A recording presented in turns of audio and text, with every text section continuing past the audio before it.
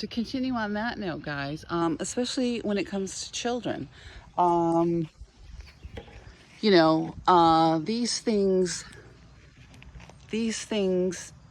are hard enough to talk about. They're hard enough when you become a victim of these kinds of things, which I was.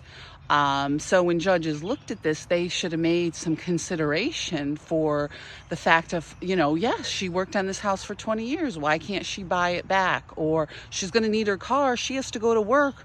We're letting him retire and have a good old time up here, but I have to, continue to live in a campsite. Not live in a campsite, but it's summer and there are campsites available, so I rented a campsite. But housing is definitely a problem around here, and it's not because there was a lack of housing. It's because things are being artificially controlled.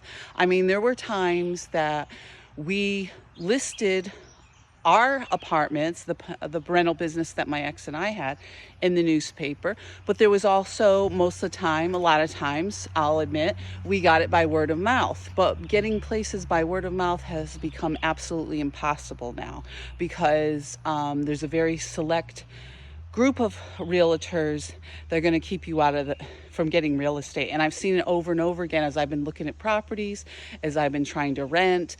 This Officer Megna's family was involved. His father's a realtor. My ex-brother-in-law is a realtor. My niece was a realtor. I mean, there's a lot of people that just become realtors just so they can do some of the stuff that's being done. And I don't have a problem with realtors per se. I worked with the realtors in Northville to try to get a piece of land. There was land involved in our estates too. I could have had a small land. Many of this group of aunts was very wealthy. These group of sisters, my mother-in-law, her sisters, they were very wealthy.